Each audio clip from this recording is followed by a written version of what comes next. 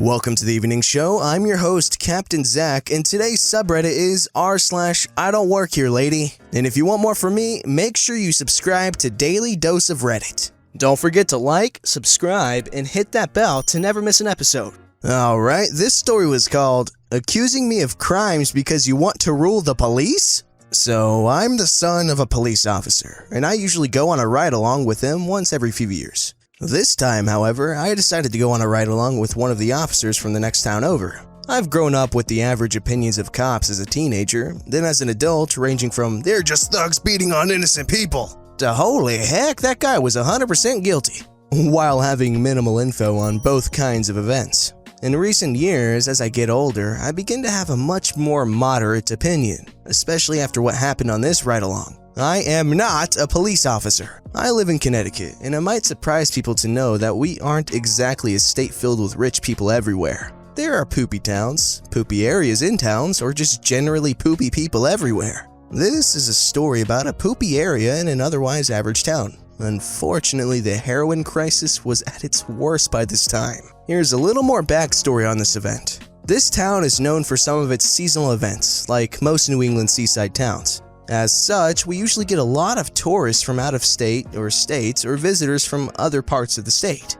This time, however, we got someone who is just petty enough, narcissistic enough, arrogant enough, and entitled enough to cause a near international incident. I was finishing the paperwork I needed to get the ride-along, introduced myself to the first officer, and talked with him for a bit. While he finished his starting protocols for the day, like checking email, checking to see if he's been left any messages, looking into current recent incidents, folks.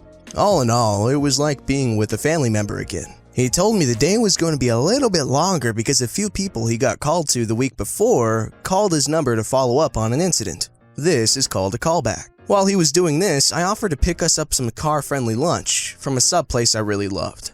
Little did I know, I was about to be followed by one of the worst human beings I've ever encountered in my life. I'm wading through this nightmare traffic to get to the sub shop, then I decide to just park at my friend's house so I can walk the rest of the way. Town is rather close and easy to walk in. I get to the shop and order their special for the week, get some snacks and drinks, then walk out the door and into my nightmare lady by accident. I apologized and asked if she was alright. She told me she was fine with one of the most monotone voices I've ever heard. I thought maybe she didn't get her coffee or something, and just got in my car and was about to head back to the station. While I was putting the subs into one bag and reusing an old beverage tray I got from McDonald's to hold the drinks, I see in my rear view mirror the nightmare lady taking pictures of my car with her phone. I'm a bit dumbfounded by this and grab all the stuff to get going. I didn't feel like doing anything to escalate things on what was pretty much a perfect weather day. I get inside, grab my stuff, and walk with the officer to the car he was using. We get in and do the basic login crap for his system, when the perfect weather day turned to dark and dangerous clouds in the form of the nightmare lady. I'm sitting in the passenger side seat when this maniac began smashing her hand on the window and screeching like a banshee about how she's going to expose the web of corrupt police in this country, starting with us. My first thought was that this woman had been in a serious accident and was hallucinating because her words were thick with what I thought were slurred tones. Turns out she was just from Norway and had a pretty good grasp of the English language but with a thick accent. We didn't find this out until later. The officer got out of the vehicle and politely asked her to cease the assault on the car. She launched into an even more violent tirade and began to shout how she was going to fix the problems with our country by replacing all the police with volunteers from Europe. This continued for about another 30 seconds before she began taking a dozen more pictures. After she was done, she grabbed a handful of dirt and threw it at him. Bad mistake number one for her. He moved in to try to arrest her, but she got away in her car, which was on the other side of the gate. He radios it in and lets people know there might be someone with a head injury driving an insert car description here, and she is wearing insert extremely expensive clothing here. The plates came back as a rental car, and having more pressing issues to deal with, i.e. the callback, he asked if someone else could be assigned to look for this woman. We get going and meet up with his callback. He talks with him for a while and informs me on what's happening while he files a report. It wasn't until he looked in his rearview mirror that he noticed something alarming.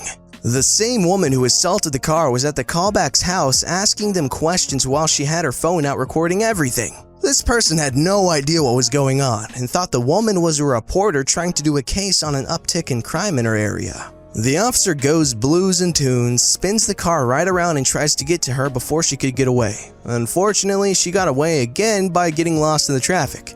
Because some dinguses on the road don't think you should pull to the side when an emergency vehicle is trying to pass. For the rest of the day, it was pretty mundane.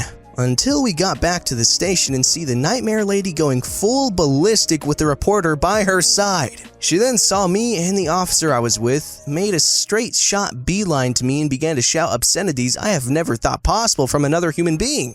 She kept insisting how I assaulted her, then violated her in the bathroom of a very public sub shop.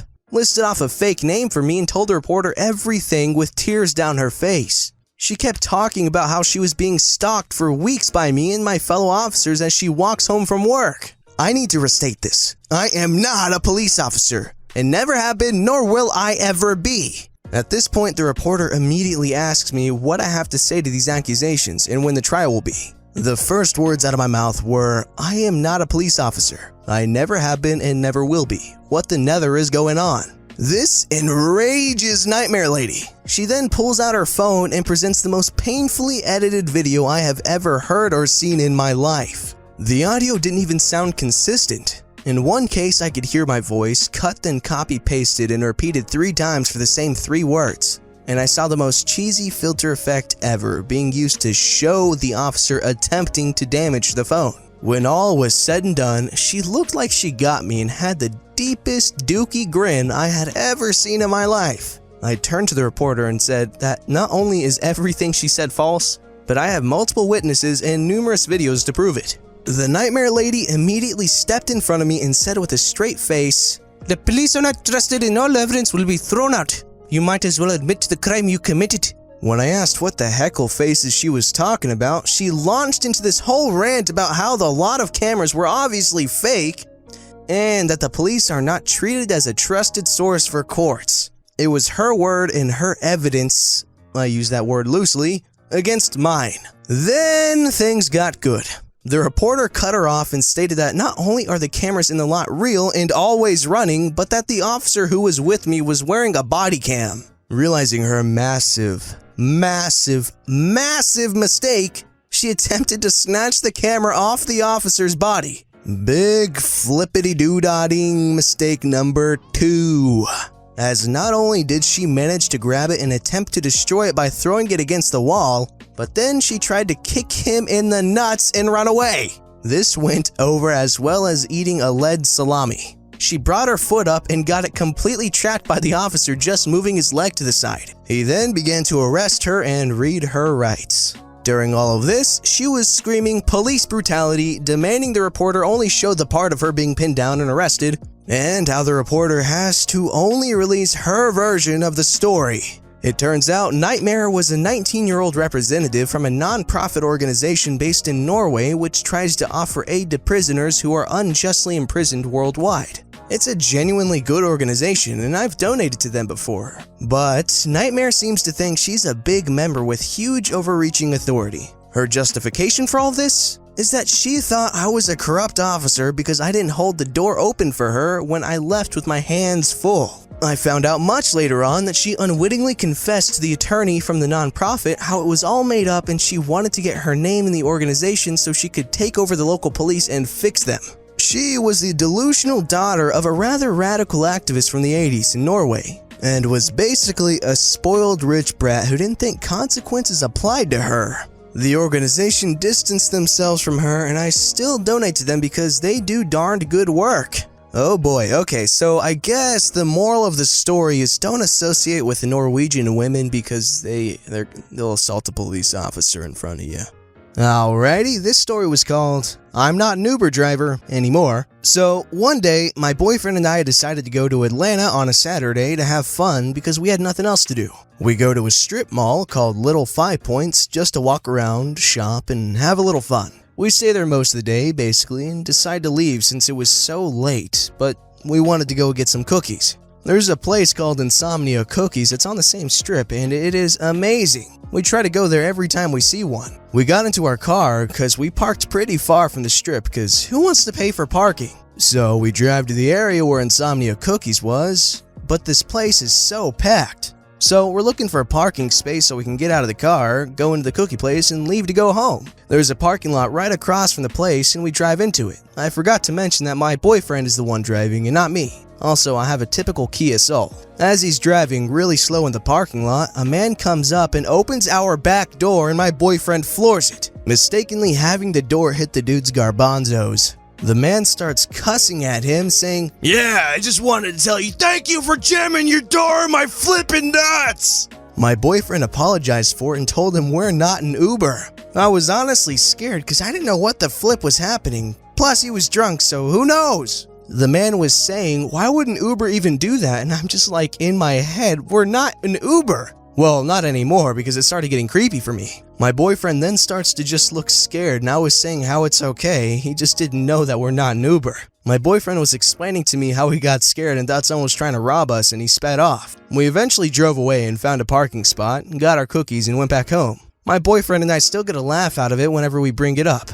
But I still feel pretty bad about hitting the dude's junk. Oh my goodness, okay, is that even a thing? Do people just open Uber cars without having called them first? That's a little concerning. Let me know in the comments below what you would do in that situation, because honestly, that'd be terrifying. Alright, this story is called Entitled Lady Gets a Beatdown by a 16-year-old. Okay, so first some background. I live in a mid-sized town with an upper-class part nearby, so it's kinda common to see some people with that rich aura and attire. Also, I'm 16, and law states you can't work until you are 18 or older. I also look a few years older than I should, a steady bit of facial hair and quite tall, about 6'7". Anyway, story time. About a month ago, my mom told me to go to the grocery store near our house to get some stuff she forgot to buy for dinner. It's a short walk, about 4 blocks away, so I agreed and she gave me some money to buy it with. I go down there, walk through the doors, and I see a lady with a big, black, puffy fur coat, designer pants and shoes, and lots of jewelry. I walk past her and make my way to the dairy section. While I'm searching for some cheddar blocks, I hear a ahem behind me. I ignored it, thinking it wasn't for me, and continue on my way. A few minutes later, I hear a somewhat sassy, "Hi, you," along with a pat on my shoulder. I turned around and lo and behold, it was the same exact lady. Me being polite, I said, "Yeah?" She goes in an annoyed tone, "Jesus flipping Christ, finally, I've been trying to get your attention for 20 minutes. It'd only been 5 minutes, by the way. "Can you please, for the love of God, fire this stupid guy?" I get what was going on fairly quickly and calmly say, "Sorry, ma'am, I don't work here." She starts yelling, "Cow feces! I know you work here because you wear the same outfit and I know you're covering for that stupid booty hole." Now I sort of see why she thought I worked here. The outfits employees wear is a red t-shirt with a logo on it, pants and closed-toed shoes. I was wearing a red long-sleeve shirt, jeans, and boots. Now, I'm usually nice, but when I get annoyed, people instantly realize. A friend of mine once said I give off an intimidating aura when I get angry. I also have a major anger issue, and one of the main triggers is yelling. So I instantly got urinated. The lady realized this and smacked me twice in a row, then started yelling, "Don't look at me like that, you piece of dookie!" At this point, I completely lost my poo, and grabbed her hand when she tried to smack me again. I shoved her away. She fell on her butt before I started yelling, "I already told you, you freaking piece of poo! I don't work here! Maybe if you clean the gunk out from your ear and listen, you could be getting help from someone who actually does!" She just sits there dumbfounded for a few seconds while a manager rushes over and asks what happened. Skipping forward some, no cops were called and she went home and I got a gift card plus free cheese blocks. When I got home, my mom asked me what took so long. I told her the whole story and the only thing she had to say after laughing was, "Well, that's what she gets for slapping my son." Alright guys, no holds barred. Bard's hold. I don't know the phrase, but tell me right now in the comments below what you would do if this woman slapped you. Alright? Don't restrain yourself, alright? Go ham on the keyboard. Tell me right now. Don't forget to like, subscribe, and hit that bell to never miss an episode.